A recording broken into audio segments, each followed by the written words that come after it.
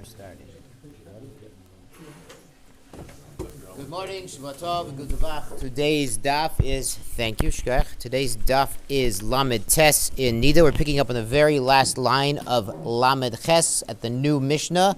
Yesterday, we actually mentioned the Chasidim Arishonim, the ancient Chasidim before the Baal Shem Tov, who used to schedule their conceptions so their wives would not give birth on Shabbos. And I just wanted to make a point there that if a woman goes into labor on Shabbos, that's not a disaster, that's an opportunity, Rabbi Osai. It's a hashkafic point, it's an opportunity to show the Olam that Pikuach Nefesh is Doche Shabbos. So there are actually, I'm not paskening here, consult your local Orthodox posek, but there are poskim achronim, there are contemporary poskim who say when a woman goes into labor and you're there, you get in the car and you drive her to the hospital. You don't call the cab. You go. It's pikuach nefesh. It's sakana. The Gemara says it's a sakana. It's doche Shabbos. So you go ahead and you're doche Shabbos and you get her the medical attention that she needs. And there's a simon for this. You don't need to summon an Uber. She already has an Uber. She has an Uber in her belly. So Baruch Hashem. So the pregnant woman, the pregnancy is Doche Shabbos. There is an Indian, I think it's in Sefer Hasidim, they say the husband should daven during the 9th month that the birth would not be on Shabbos. But again, a birth on Shabbos, it's not a disaster. It's an opportunity to show the Olam that Pikuach Nefesh is Doche Shabbos. And the same, in any opportunity we have to show that it's an important thing, that Pikuach Nefesh is Doche. The Gemara brings a story. I hope it's a hyperbolic story about the chassid shote, the stupid chassid. He sees someone drowning in the lake and he says, but I'm wearing my tefillin, I can't jump in and save him because my tefillin will get wet. That's a chassid shote. That's stupid chassidus. Don't be a chassid shote. And pikuach nefesh is doche Shabbos. That's what it is. So that was the point yesterday, just because there were chassidim rishonim trying to not give birth on Shabbos. Just wanted to make that point. Good, now we're picking up on the Mishnah on the last line of Lamed Ches. And we've been talking about a woman giving birth, and we've been talking about Ziva and Niddah, and we're going to see more about that and more about if a woman is expected to see Dam during Ziva and Niddah. So the Mishnah says, Kol echad asar yom bechezkas tahara. What does this mean? All 11 days, she has a chazaka of being tahara. The 11 days is the 11 days of Ziva. Rabbi say on a deraisa level, when a woman sees blood, her regular period, she becomes a Niddah for 7 days, and it does not matter whether she bleeds for 1 day or all 7.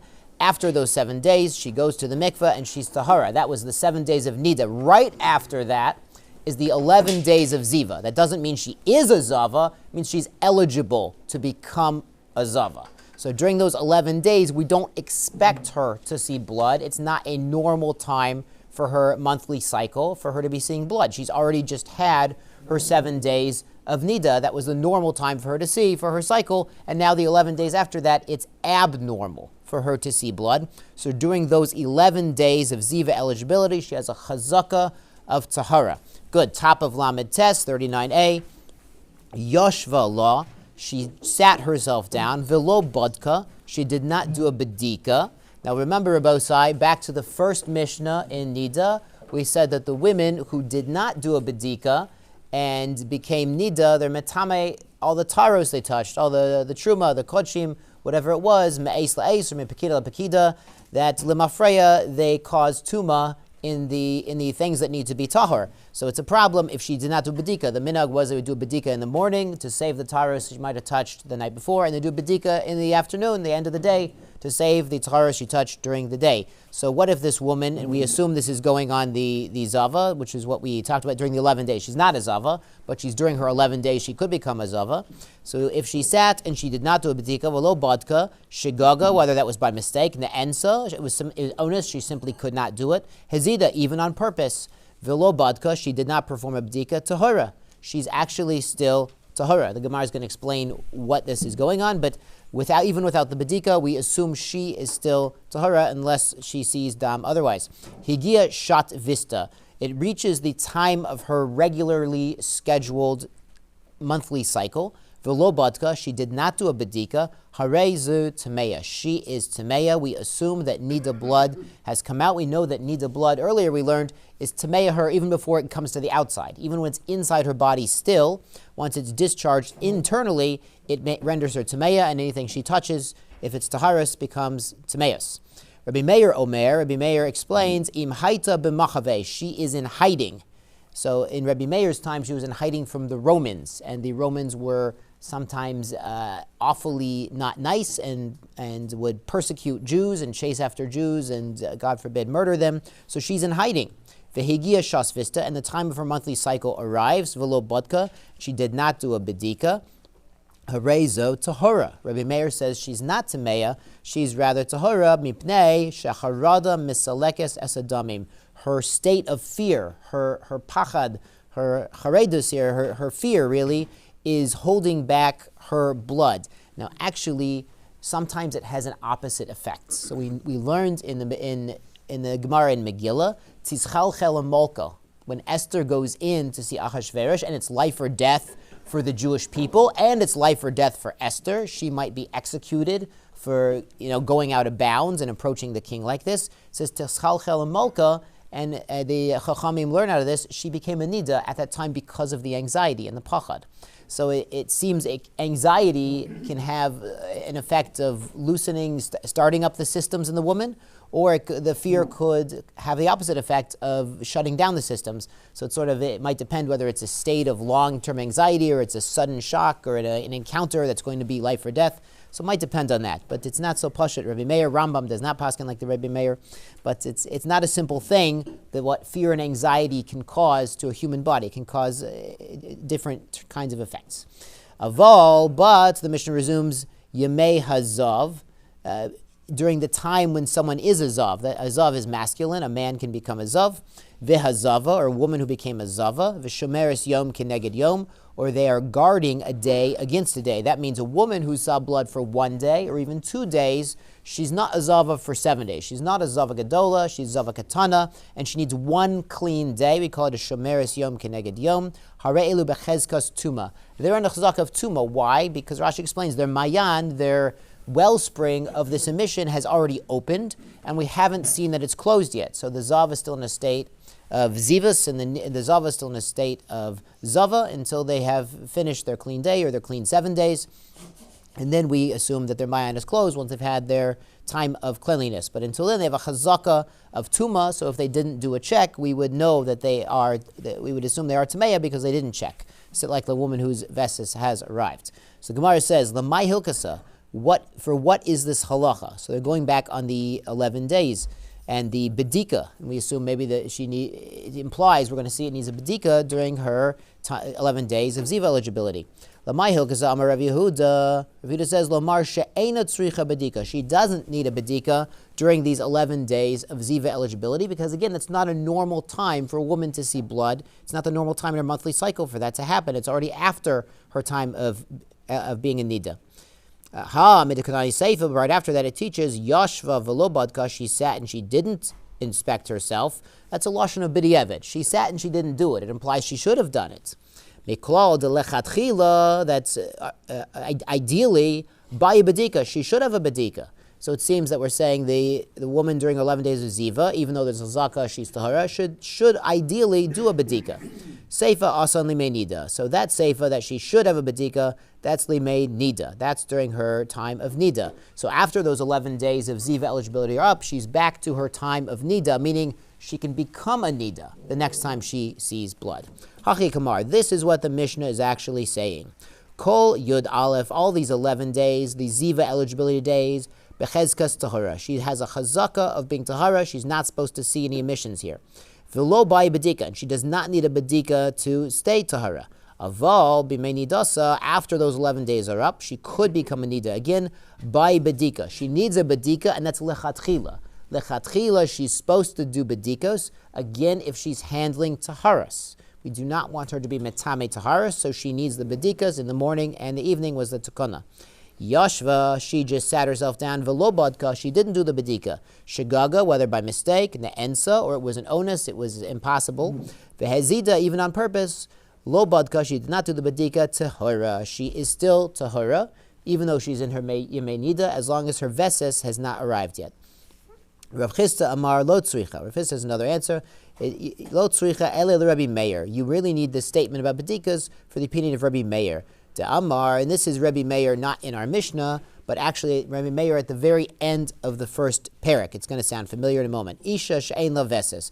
A woman who doesn't have a fixed time to get her cycle. She's all over the map. She doesn't know when she's going to bleed. Asura l'shamesh. Her husband cannot live with her. Hani mile b'mei nidasa. That's during the days she could become a niddah, not during her 11 days of ziva, which is during amazing days of niddah. It's the normal time she might become a niddah. We're worried she might become a niddah these times. Aval b'mei zivasa, during her 11 days that she's eligible to become a zava, b'chezkas tahara. That's not a normal time for her to see blood, so she has a chazaka of being tahara, even though she has sort of an unpredictable cycle. She does not have veses kavua. Behezkas Tara Kaima. She stands in a chazaka of being Tara. If this is so, Amai Amar Rabbi Meir Yotzi V'lo Yachazir Olames. So if Rabbi Meir would allow the husband and wife to be together, even though she's unpredictable, he would allow it during the 11 days of Ziva eligibility. So why did he say at the end of the first parak there, they have to divorce and never return? Remember, he couldn't divorce her, just divorce her, because then what if she gets back to normal? What if she starts having a monthly, normal, predictable monthly cycle? He has to swear he's never going to lo yachazir olamis. He's never going to return her because he might undo the divorce. Dilma asi lekilkula. So why does Rabbi Meir say they can't stay together? Because they might come to kilkula, to a horrible situation. B'mei niddah, also during Mei Niddah. So it's often, we know it's difficult to keep track. The 7 and 11, the days she's eligible for niddah, the days she's eligible for ziva. So if we tell them, listen, she's unpredictable. You can only be together intimately during 11 days a month during Yemei ziva. It might be hard to keep track. They might come to be meshamash during Yemei Niddah, and she might become a niddah during the Tashmish and their Chayav Kares. That's a big deal. And this is only in Rabbi Meir's opinion, but it's still a big deal. We see from here that if they could only be, if a husband and wife could only be together in a minimal way, that they lose that portion of their relationship. That we are spiritual beings, we are spiritual neshamas in a physical body, and the physical part of the relationship between a man and a wife is, it's a beautiful thing when it's done in a halachically correct way. It's Rabbi Meir saying if that can't be done in a relationship, the relationship should not go on. If that's an integral part of the relationship, is the physical intimacy between man and wife when it's mutter. So he was worried about kilkula b'mei niddah. Hamid seifa, but the seifa of our Mishnah here says higia shas vista. She reaches the time of her veses, the normal predicted time when Rabbi says she's supposed to see every month, lo badka, and she does not do a badika. So miklal, this implies that our Mishnah right here is talking about a woman who has a veses. She has a predictable time when she's going to see. We're going to see later in the Masechta, there's different kinds of veses and ona. We're going to talk all about that. But in more or less, she's seeing more or less the same time every month, as is typical. Women typically are somewhat predictable. We're going to talk more about this on my base, but there's a degree of predictability here, and that's what our Mishnah is talking about. She has a veses, and she didn't do badika then, so we assume that she got her period then, and she's tamea. Hasori mechsera hakikatani. So our Mishnah is really missing some words, according to this explanation. Here's how it should be taught. Kol Yud Aleph Bechezkas Tahara, all of her 11 days of Ziva eligibility, she has a Chazaka of Tahara. It's not a normal time to get her period. Visharya of the Bala, and she's permitted to her husband. Ubimei Niddah, and during the time she might become a Niddah, Asura, she's Asur to live with her husband. B'mei Dvar Memorim, when does this apply? Be'isha she'ein la veses, a woman who does not have a regular cycle. Aval yesh la veses, if she has a regular, predictable cycle, muteris, she's mutter to live with her husband, even b'mei niddah, when we're choshesh, it's the time, she could reasonably become a niddah again. Tzricha bedika, and she needs to have a bedika.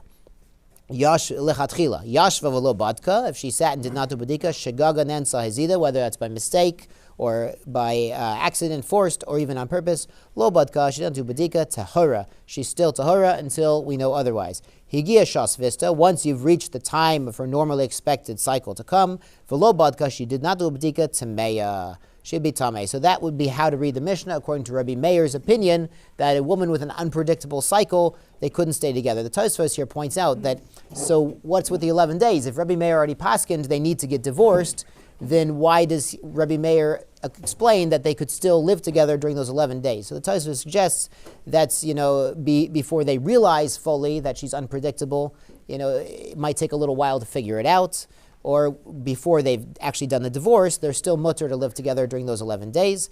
And the Ran actually says back in the first parak, the Ran on Yud Beis, he says, the Beis Din in this situation doesn't force them to get divorced. Certain times, like a Kohen marries someone he's usher to marry, the Beis Din is going to force the Kohen to divorce the wife because it's an usher relationship. Here, the relationship has a problem and a strain, but the Beis Din is not going to force them to get divorced, but it's going to instruct the husband, listen, there's a very limited window of opportunity here to have a full relationship with your wife, and according to Rabbi Meir, you do need to get divorced, but the Beis Din, according to the Ran, would not force them in this situation. So that's what's going on according to Rabbi Meir. But the Gemara says, but take a look, Niddah Seifa Rabbi Meir, Niddah Seifa, the part where she's in hiding, she's hiding from the Roman soldiers, and it's Charada Misalekes Hasadamim. That's Rabbi Meir. So that implies if only part of the Mishnah is Rabbi Meir, Reisha Lav Rabbi Meir. That implies the beginning of the Mishnah about the 11 days. She doesn't need a bedika at all, and when she comes to Niddah, she does need a bedika lechatchila. That implies it's not Rabbi Meir. So the Gemara answers, Kula Rabbi Meir here. All of this Mishnah is Rabbi Meir. Now we do have a concept, Stam Mishnah is Rabbi Meir. So if there's a Mishnah that's otherwise doesn't have a name in it, it's usually Rabbi Meir's opinion. Our Mishnah has a Stam, it has something without a name on it, then it has Rabbi Meir. So we have that Hava Mina that it's not Rabbi Meir. So why is Stam Mishnah Rabbi Meir? Because he was the star pupil of Rabbi Akiva. But didn't Rabbi Akiva have 40,000 Talmidim? Where did they go? They died. They died during the Omer. And Rabbi Akiva did not hang up his hat and hang up his Gemara and quit. He started over with only 5 Talmidim. And Rabbi Meir is his star pupil. So practically all of the Torah Shabbal Pei that we have, practically all of our Masorah comes through Rabbi Akiva and Rabbi Meir. So a Stam Mishnah, a Mishnah without a name on it, is typically Rabbi Meir. But here this had Rabbi Meir, so that's why the Gemara entertained the possibility that the Reisha was somebody else. But we can say Kula Rabbi Meir here. The whole Mishnah is Rabbi Meir, Haki Kamar. This is what Rabbi Meir is really teaching us in this Mishnah. Im lo haisa b'machave. If a woman is not in hiding, she's not fearing from her life, V'gia shas vista, and it reaches the time of her normal cycle to arrive, v'lo badka, and she did not do a bedika to check for it, Tameya. We assume she is Tameya. Rabbi Meir Meir, because Rabbi Meir says, Im haisa b'machave, if she's in hiding, she's in fear, higia shas vista, and it reaches the time of her normal cycle, v'lo badka, and she did not do a check, tahora, she's still tahora, sheharoda misaleket et adamim. The fear, the anxiety is going to stop up her normal system, and she's not going to see blood. So good. So that's an answer according to Rabbi Meir, that both the Reisha and Seifa is Rabbi Meir, and we can understand what he's talking about, that we do not expect a woman to see blood during her 11 days of Ziva eligibility, but she might see blood during her Niddah time. Lechatchila, she should do a bedika if she's handling taharis. In our days, we don't have taharis, so she should not do a bedika dafka. She's going to get into trouble if she starts doing that. But once her vestis arrives, she does need a bedika, and if in a normal situation, she's Tameya once her vestis arrives and she doesn't do a bedika. But if there's something that might remove Misalekes Asadami, might remove her seeing blood, Rabbi Meir says she's still Tahara. Rava Amar, Rava has a different interpretation of the Mishnah. Lomar, this Mishnah is teaching us, She'eno mitama me'es la'es, that a Ziva, during her 11 days, is not mitame la'es la'es. Even if she sees a discharge, during those 11 days, since it was abnormal, we don't assume that she might see blood during those 11 days of Ziva eligibility. She's not metame me'es la'es for 24 hours retroactively. Again, this is back to the first Mishnah, where we're worried that women were cooking, were preparing food, were handling taharis, handling truma, and if they became a Niddah, they were already Tameya before they saw the blood exit their body. They were already Tameya when the blood was inside. So we extend the Tuma retroactively for 24 hours or until the last Bedika. So Rava says this would apply even during, this would not apply during Yemei Ziva. Mei Ziva, we'll ask a question from Brisa. HaNiddah, a woman who is a Niddah, vehazava, or she's a Zava, vish hashomeres yom keneged yom, or she's waiting a clean day, vehayoledes, or the woman who recently gave birth, kulan metamos ma'es la'es. If any of them see a discharge of blood, they are metame retroactively ma'es la'es, tiyuvta. So this is a tiyuvta, so even during Yemei Ziva, if she does see a discharge, we don't expect it. If she does see a discharge and had not done a bedika, she is metame me'es la'es. That was the gezerah derabanan, because we don't want women who are handling taharos to walk around not knowing what their status is, because they're going to touch a lot of taharos, and metame a lot of taharos, we'll have to burn it. It makes a problem for people who eat truma and taharos. Good. So another interpretation of a Mishnah, Rav Huna bar Chia Amar Shmuel. So Rav Huna bar Chia says from Shmuel, or it could be Rav Chia bar Huna, could be the Girsa. He says in Shmuel's name, Lomar, what does this Mishnah teach? She'eno kovas la vesis b'toch yemei zivasa. She can't get a vesis kavua during those 11 days of ziva eligibility. Again, it's not the normal time for her to get her monthly cycle. Amar Rav Yosef. Rav Yosef says, Lo shami'ali lahai shmaita. I never heard this teaching. The reason this is surprising is because Rav Yosef was a Talmud of Rav Yehuda, who's a Talmud of Shmuel and Rav. When Rav passed away, Rav Yehuda, who was the star Talmud there, went to learn by Shmuel and became the star Talmud by Shmuel. And Rav Yosef was his Talmud. So Rav Yosef is saying, I never heard this, as surprisingly. Lo shmi'ali ha shmaita. I never heard this teaching. Amar le Abaye. Abaye says, At amrat nichalan. You're the one who taught it to us. So what's going on here?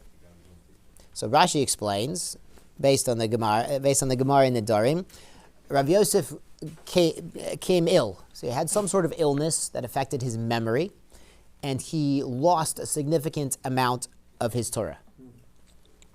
He became ill, and after he became ill, Abaye used to remind him whenever he heard something from Rav or Shmuel or from Rav Yehuda, he would be shocked because he would.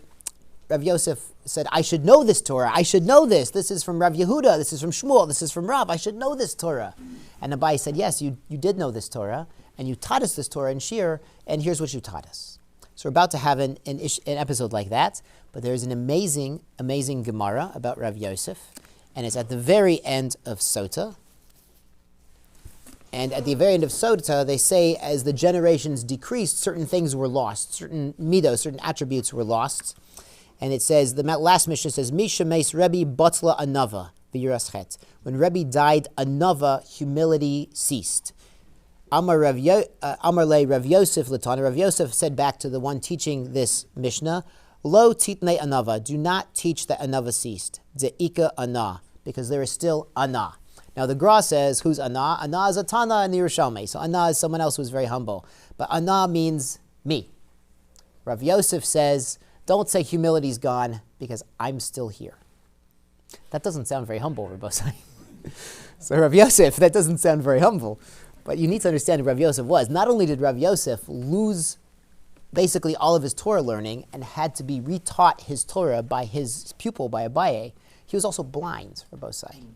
So he couldn't look in the art scroll and get his Torah back. He was dependent on his Talmidim to teach him his own Torah. He had to treat his Talmidim as if they were his Rebbeim. He had to turn his world upside down, turn his life upside down after he became ill and lost his Torah. And there's another amazing thing that Rav Yosef says, and it is in Pesachim Samech Ches, when they're actually talking about Atzarta, which is Shavuos. And he has a comment here, Rav Yosef b'yomei de Atzarta, Rav Yosef on Shavuos day, Amar, he would say to his household, Avdi li egla tilsa, make me an egla tilsa. That's a third-born calf. That's the best, juiciest, most veal-like calf you can get, the best flesh you can get. Amar, he said, why? Ilo hayoma to kogarim, if it was not for this day of Shavuos that has caused Am Yisrael to learn Torah, caused me to learn Torah and be osik in Torah, Kama Yosef Ika B'Shuka. How many Joe Schmoes are sitting in the street? Kama Yosef Ika B'Shuka. That's the origin of the term Joe Schmo, I think. But he says, I would just be another guy in the street. I would just be sitting in the shuk, doing nothing, being batel, doing nothing with my life, if not for the Torah. So if Yosef, he says, he says, I am a paragon of a Nava, and he's not being full of himself. He's not a Balgaiva. He is an Anav. He forgot all of his Torah and had to be taught his Torah by his Talmidim. He was blind. He depended on other people to be his Rebbeim, even though he was his Talmidim. And he had an awareness that without the Torah, he would be nothing. And there's another amazing Gemara in Bava Basra, is Bava Basra Yud Dalid, that there's a machlokis about the shivrei luchos, the broken pieces of the first tablets. So again, this goes back to Shavuos, the broken pieces of the tablets. There's a machlokis if they were in the Aron with the second set of tablets. And Rav Yosef says, yes, the broken tablets were in the Aron. Okay, that sounds great. But then there's a Gemara in Brachos, Daf Ches, and it says, even a Talmid Chacham who's gotten older, who's forgotten his learning, he's not so sharp, he's not on the ball anymore, we have to show him the same kavod. We have to stand up for him. We have to have deference for him like a real Talmid Chacham who knows his learning. Why? Because the Shivrei Luchos were in the Aron with the Shalem Luchos. So now we understand the chashivas of Shavuos to Rav Yosef. The Shivrei Luchos still have a chashivas. Even though I lost my learning and had to be retaught, I had to become the Talmid to my Talmidim, I still have a chashivas only because of Torah. Not because he was a Balgaiva, God forbid, but because of the Torah, he understood the Torah gave him chashivas. Here we are sitting in Daf Yomi. The Torah is what gives us chashivas. Without the Torah, Kama Yosef Ika B'Shuka. How many Joe Schmoes are in the street? If we weren't here in the base medrash, we would be, on some level, we'd be another Joe Schmo. But Baruch Hashem, we all have a chashivas, Me'ain Rav Yosef, that we are osek in Torah. So that is the Inyan. The Abaye had to remind Rav Yosef his Torah. Amar Abaye at Amrat Nihalan, you taught it to us. Vaha Amrat Lan, and you taught it to us when you were teaching this Mishnah.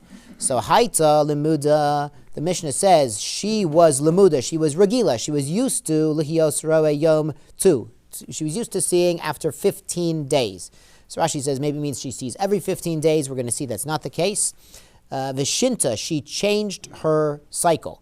Liyom Chaf, now she sees after 20 days. Zay v'zay asurin, both after 15 and after 20. Asurin l'shamesh, she can't live with her husband because we're worried she's going to see blood on that day. She has a pattern, and now it seems the pattern is changing. Shinta pa'amayim, if her pattern changed twice, liyom chaf, it was the 15th day, and now it's the 20th day, twice in a row. Zay v'zay asurin, both on the 15th day and the 20th, they're asurin to be intimate together. Amrat lan, and you told us, Abaye tells Rav Yosef, you taught to us a law about this. Amar Rav Yehuda Mar Shmuel, you told us what Rav Yehuda said in the name of Shmuel. Lo shna ele tu l'tvilasa. This 15 days is only taught is 15 days from her tvila. Sheken chaf basis is 22 days l'riyasa. It's 22 days after her first sighting of dam when she became a Niddah. So she became a Niddah day 1, then 7 days later her Niddah is done and she goes to the mikvah, and then 15 days later she sees again. Dechasam b'mei nidasa. So that 15 days after her tvila, which is 22 days after her first becoming a Niddah, that's back in her Yemei Niddah, because you've had 7 days of Niddah, then 11 days of Ziva eligibility. She did not become a Zava, she didn't see then, she only saw after that on the 22nd day. That's back in Yemei Niddah. B'mei Niddah Kai, she's already back in her eligibility to become a Niddah on the 22nd day. Kailo. Aval tu l'riyasa, if you said it was 15 days after her first sighting of blood, that would be 7 days plus another 7 days. It would put her within the 11 days. The bimei ziva sakai, she'd be in her days of ziva. Lo kava, it does not fix for her a assumption that she's going to see every 15 days. So we see that a sighting of blood during her days of ziva will not be koveya avesis during the days of ziva. So that's beautiful. So we don't have a vesis kavua during the days she is eligible to be a ziva, only during days she's eligible to become a nida. Amar Rav Papa, so Rav Papa says, Amrita l'shmaita kamei de Rav Yehuda midiskarta. I said this teaching in front of Rav Yehuda midiskarta. Maybe he's French. Mikva lo kava. He says she can't fix a vesis kavua in her 11 days of nida of ziva eligibility. Mechash machu de nechashla. But should we worry about it? So even though we don't say it's a vesis kavua, should she keep track of it on the calendar and be worried? You understand, do a bedika that day before she's with her husband, or maybe abstain entirely as an ona from her husband, but be worried that da might come on that day, even though it's during her Yemei Ziva, and it wouldn't be normal for her to get her cycle during her 11 days of Ziva eligibility. Ishtik v'lo amar le v'lo midi. So Rav Yehuda Mitziskarta did not have a good answer for Rav Papa. So Rav Papa didn't give up. Rav Papa nechse anan. Let's figure it out ourselves. Haita limud aliyos roa. This was the Mishnah that Abaye and Rav Yosef were just talking about. Haisa limud aliyos roa liyom tu. She's regular to see on the 15th day. V'shinsa liyom chaf. And she changes to the 20th day. Zeh v'zeh asurin. Both days are asur. Turning over to Amid Beis. V'amar Rav Yehuda Mar Shmuel. This is that same teaching that Rav Yosef forgot, and the Abaye reminded him. Loshna eletu letzvilasa. This is 15 days after her going to the mikveh. Shehen chaf beis l'riyasa. That's 22 days after her first seeing blood and becoming a niddah. So she was niddah 7, went to the mikveh, and then she had 11 days of ziva, and then after those 11 days of ziva eligibility, she is eligible to become a niddah again. So 22 days after her first sighting, that's during her days of niddah eligibility. Vishinsa l'yom chaf zayin. Now she's changed to day 27 instead of day 22. 27 days after her last period onset. Now she's seeing again. Dechi hadre ve'asu. That when she sees again a third time, esrin v'tarte kaimalon bimei kaima law betoch yemei zivasa. But 22 days later, it will be during her days of ziva. And Rashi explains Rav Papa's assumption is, since we were worried about day 22, but even though she didn't get her period until day 27, we were worried about day 22, and 22 days after day 22, day 44, that's already during her next days of ziva eligibility. The katane zev asurin, and the Brayso teaches both are asur. So Rav Papa says, alama dechayshinan la. So we see that we worry that she might see blood even during her days of ziva if she has a pattern doing that, so she should abstain on that day. Kasav Rav Papa, as the Gemara explains, like Rashi had just explained, esrin v'tartin, me'esrin v'tartin. So Rav Papa thinks we're counting 22 days after day 22. So we were worried she was going to see blood on day 22 because that was her previous pattern. So Rav Papa's thinking that we worry again for day 44. That's 22 days after the day 22 we were worried about, but she didn't see blood on day 22 because she's changing her pattern. Esrin v'tartin minyana, that we count 22 from 22. Niddah ufischam esrin v'zayin minyanan. But the Niddah, her next Niddah started on day 27, so we count from day 27. So really, we don't count 22 days from day 22, day 44, but we count 22 days from day 27 when she actually became a Niddah. That's day 49, which is going to be back in her days of Niddah, so it's not a proof to Rav Papa. Amar le Rav Huna, berei Rav Yeshua le Rav Papa, and this is what Rav Huna, the son of Rav Yeshua, is going to say to Rav Papa. Mimai, how is this a proof for you? Dilma esrin v'tartin, maybe there's 22 days, because she's been seeing every 22 days. Nami esrin v'zayin minyanan, like the Gemara just said, maybe she only counts 22 days. We're worried about every 22 days, but maybe she only counts it from day 27 when she lamaisa saw blood for her new cycle. Dechi hadre v'asu esrin v'tartin, that when we count 22 days from day 27, it's day 49 already. Kaimalan b'toch yemei nidusa. It's now during her next period of Niddah eligibility, when she could become a Niddah, not become a Zava. Hachanami mistabra, and this seems more clear. Di'ilote mahachi, if you don't tell me like this, hai tarnagolta, what about a chicken? Now we ask the famous Shiloh, which came first, the chicken or the egg? So it's a mefurish pasuk. The chickens came first. It's in Bereshis. I mean, Hashem created the animals. It doesn't say Hashem created the eggs. So the chickens came first, it seems. It's mustaber like that. Maybe the Zohar says something different, but according to Nigla, it's the chickens. So now we have the famous case of the chicken and the eggs. What about Tarnagolta de Ramya Yoma? It lays an egg one day. V'kovsha Yoma, and it's conquered the next day. It doesn't lay an egg on day 2. So it lays day 1, but not day 2. V'Ramya Yoma, it lays day 3. V'kovsha Yoma, and it does not lay day 4. So it has a cycle. So chickens have a cycle, 1 day on, 1 day off. This chicken has a good union, apparently. It only works every other day. V'kovsha trayome, and now this chicken stops laying an egg for 2 days. Okay.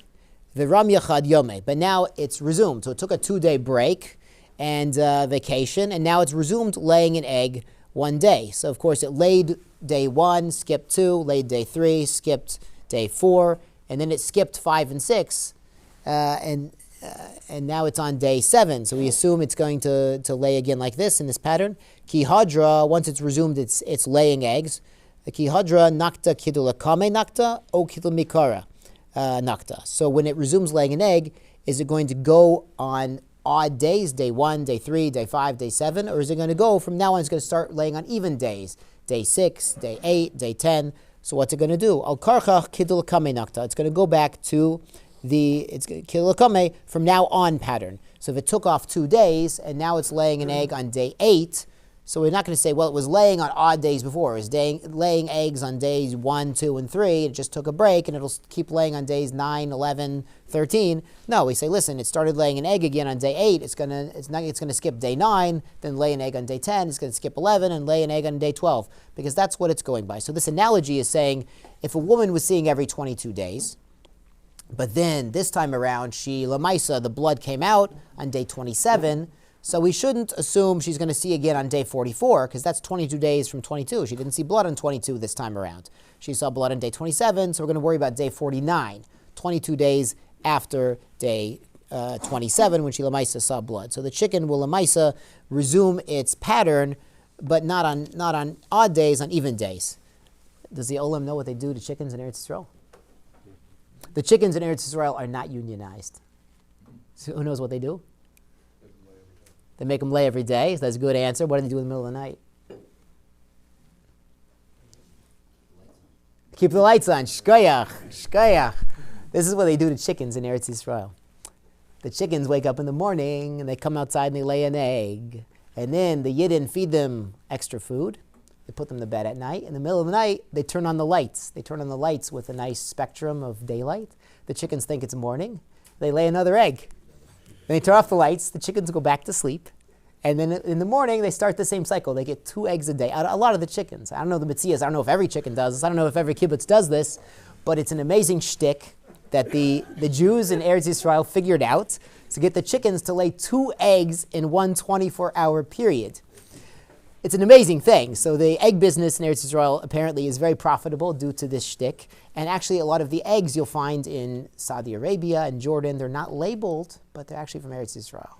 So we'll see that, it's an amazing thing. It's like they say, you could sell sand to the Arabs in Saudi Arabia. It's an amazing thing. The Jews are selling eggs to the Arabs in Saudi Arabia because Baruch Hashem, the Jews on these kibbutzim, they figured out the shtick with the chickens and the eggs, and they've figured out how to make the chicken lay twice as fast. Probably they learned this Gemara up, and they said, this Gemara is no good. The chicken's only laying every other day. We've got to figure out a better way to do it.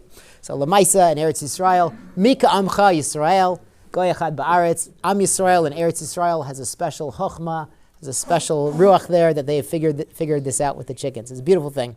Good. So that's the mashal of the chickens to the woman's period. Rav Papa says, Rav Papa's trying to prove that we're choshesh, we're worried she's going to get her period during her Yemei Ziva, if that's been her pattern before. He says, what about what Reish Lakish said? Isha kovas lavesis betoch Yemei Zivasa. She could have a vesis kavua. She could get an expected pattern during her 11 days of Ziva eligibility. But not during her Niddah days. Rabbi Yochanan Amar, Isha Kovas Lavesis Betoch Yemei Nidusa. She could establish Veses during her days of Niddah, and assumingly, Rav Papa says, during her Yemei Ziva also. Hey Chidami, how does this work out according to Rabbi Yochanan? Lav Kagon to Chazai Reish Yarcha. Isn't it when she saw blood on the first of the month, on Rosh Chodesh? This is the first of the Jewish month. The poskim bring down, we actually had the phrase yesterday, Shipura Garim, the shofar that the Bezdin blows to be Mekadosh Chodesh and Rosh Chodesh has a physiological effect on a woman's body. If she's pregnant, she realizes, oh, now it's my 9th month. I've heard the shofar. It's the last month of my pregnancy. She might start having early labor right then and there based on the shofar. So the poskim say that what if a woman has a vesis for the secular month? She sees on January 1st, February 1st, March 1st. Is that a vesis? No, it's not. Those months are not shayach to Am Yisrael. The Jewish months, if she had that pattern, that would establish a pattern for her by the Jewish months, but not by the secular months, because those do not affect the body of a Jewish woman. Like Shipur Agarim, the shofar of the Bezdin, the shofar of Rosh Chodesh, that's what could have an effect. So Bereish Yarcha, so she saw on Rosh Chodesh, Mamish Rosh Chodesh, and then she saw on the 5th of the month also. The next month she saw in Rosh Chodesh, and also on the 5th. And now this month, the 3rd month, she saw on the 5th of the month, but she didn't see on Rosh Chodesh itself. V'kamar, and they said, Isha kavas lavesis b'toch yemei nidusa, a woman can establish a pattern during the days she's expected to see her regular Niddah cycle. Alma Maresh Yarcha Maninan. So we would count next month from Rosh Chodesh. We assume that this is not an abnormality. She could get a vesis in her days of Niddah. This is like Rabbi Yochanan, that we assume next Rosh Chodesh she's going to see also. This was just a dilug. It was a skip. She skipped 1 month. She usually sees on the 1st and the 5th. Here she only saw on the 5th, but we assume next month she'll also see on the 1st. So we'd be worried she would need a bedika on that day. Amar Lo. So he says back to Rav Papa, no, that's not the case. Hachi Amar Rabbi Yochanan. This is what Rabbi Yochanan is saying. This is where Rabbi Yochanan would apply his din. Kegon, for example, the Chazai Reish Yarcha, she saw on Rosh Chodesh, V'Reish Yarcha, and on Rosh Chodesh, V'Esrin V'Chamesh V'Chamsha B'Yarcha, and then on the 25th of the next month, V'Reish Yarcha, and the third Rosh Chodesh. That would establish a pattern that she's going to see on Rosh Chodesh. The Amrina that we're going to say, D'mei Yaserahu D'Itosfu Ba, that the seeing on the 25th also, she saw 1 Rosh Chodesh, 2 Rosh Chodesh, then on the 25th of that month, and the Rosh Chodesh. So say, listen, she had some extra blood. She had a Givaldic steak. She has some extra blood circulating because she also saw in Rosh Chodesh. She saw on 3 Rosh Chodashim. So it's Kovea for her Aveses during her days of Niddah. When Ravin came from Eretz Yisrael, and all of the Nechusa Yama, those who go down to the sea, could mean sailors, it could mean those who go to the sea of Talmud, the sea of learning.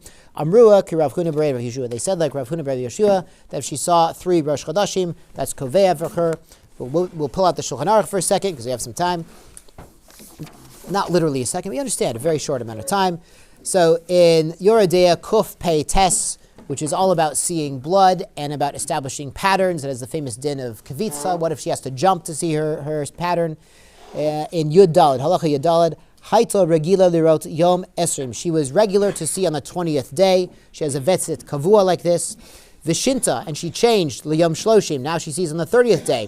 Zeh v'zeh Asura. Both on the 20th day and the 30th day, she's Asur l'shamesh. We're worried she's going to have her period then.